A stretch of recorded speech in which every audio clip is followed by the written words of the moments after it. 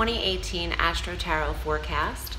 I am shuffling the Wild Unknown Tarot like last month. I was drawn to use it again. And I am running a special in July from July 12th through the 27th. If you purchase an hour, 60-minute Astro Tarot session with me, you'll receive a free 10-minute reading to apply either at the end of that reading or at any time through the remainder of the year to check in. So if you haven't read with me before, it's the time to purchase that session. Let's get to the eclipse season because I can feel it. It's a doozy. We start our first transit on the 6th of August with Venus entering Libra. This is good news for you, Virgo, because Libra governs your second house on the wheel, which is the money house. So Venus there establishes a harmony and balance to your finances, also attracting opportunity to earn more money. And this is where she can probably work her magic best. It's not just that money starts accumulating in the bank account on its own, it's that you get offers, you get calls, people need you to come to work. And it's important that you assess these calls through the 19th while Mercury, your ruling planet, is retrograde, and then push forward with contracts and agreements and a big ol' yes after the 19th. On the 11th, we have our new moon partial solar eclipse at 18 degrees of Leo. The third one, usually they come in pairs. This is a third random eclipse that is a culmination of Leo energy. And we were eclipsed there before, 6 months ago, and even a year and a half ago. So this is kind of summing up a totality of eclipses in your 12th house of totality, of endings and full culmination in the house of release. What are you releasing? Even though the new moon is a fresh start, eclipses tend to help us shed skin as a metaphor. They help us gain awareness to what isn't serving our highest purpose. And in the 12th house for you, Virgo, this is very true. I know people online are always using that. They hear it once in a video and they run with it. You know, release what no longer serves you. Release what no longer serves you. That's true in astrology when it applies to the 12th house. So in the eclipse energy, this could really help you release what doesn't serve you and your highest good by just saying goodbye to old, outdated data, concepts, mental, behavioral patterns, and things that could be weighing you down, and get ready to start fresh. This is also a good time to consider where you'd like to recuperate, regenerate, rest, and relax, and do so when your ruling planet goes direct on the 19th at 11 degrees of Leo in that same area where you received the eclipse in the 12th house. Beautiful time frame for a trip for you, Virgo. And happy solar return. The sun is entering your first house on August 23rd, and that would be a beautiful time for you to go away. Actually, from the 20th on is a great time because your 12th house of rest is activated and the sun is entering your sign. So happy birthday, and I hope you have a beautiful month of August. On the 26th, the full moon at 3 degrees of Pisces is in your polar opposite sign. The 7th house of marriage is impacted, and there is a full closure here. Some of you are divorcing, are officially able to sign documents stating so. There's an ending in the 7th house. Now, this would not apply for people who are happily married. I get that a lot, you know. It doesn't mean it's going to dissipate. It just means that if you're not on a sturdy ground, there's liable to be cracks that appear in an eclipse period, and they'll need to be repaired. It's a process, and relationships go through stages, and closure just might be applying to some of you. This could also be a business partnership that you are willing to let go of at this time, and seeing I want to say, seeing as if you have something else going on anyway. Okay, so some Virgos have a lot on their plate, more than just one position, more than one job you're reporting to. And you can pick and choose what partnerships are working for you now and what aren't. On the 27th, Mars goes direct at 28 degrees of Capricorn. He remains in that 6th house of health direct until September 10th.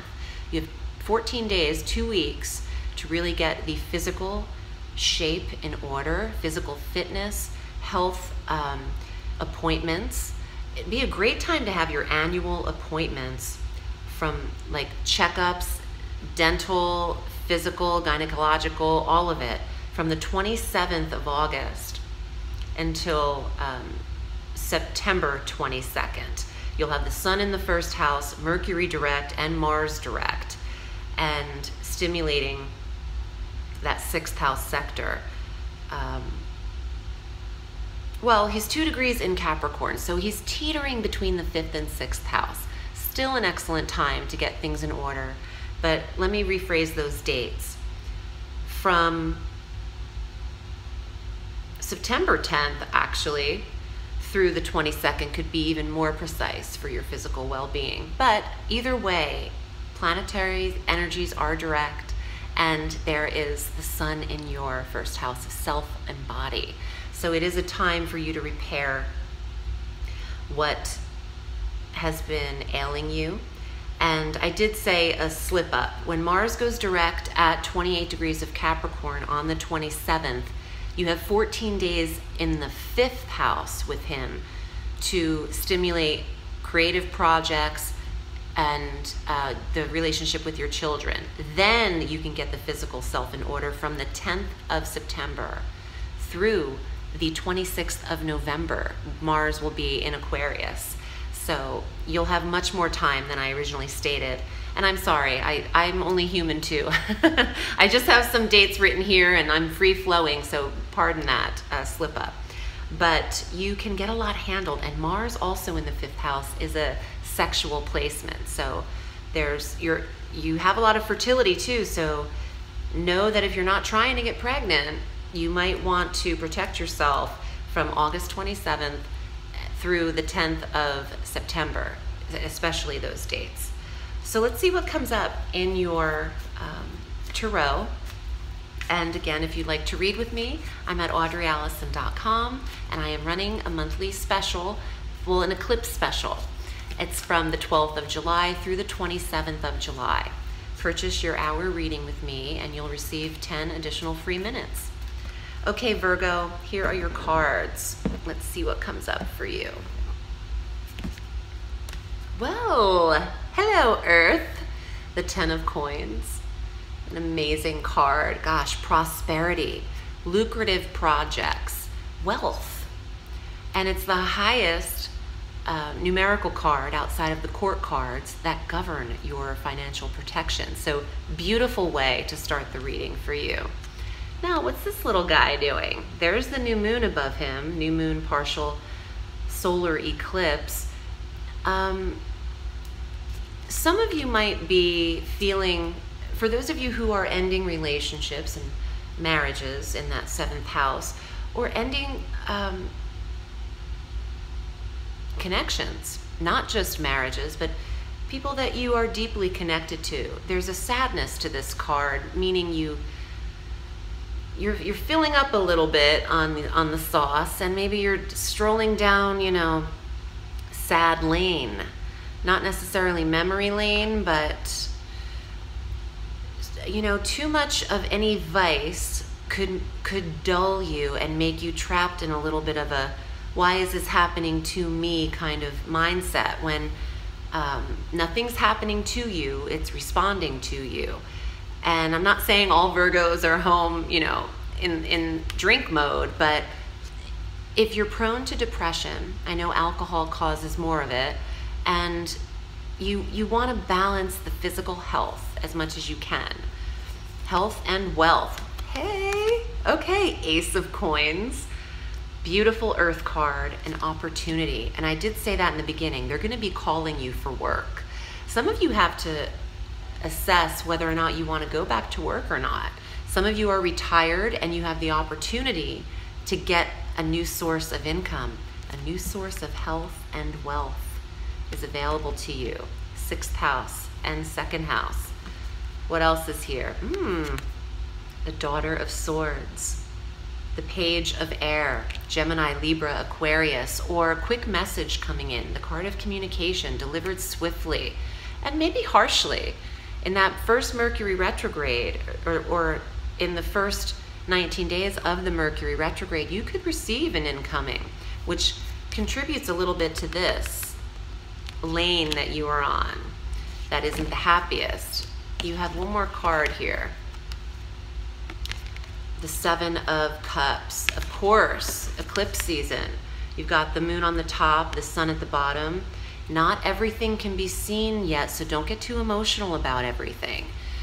The 7 of Cups is saying, listen, there's a veil that's still wrapped around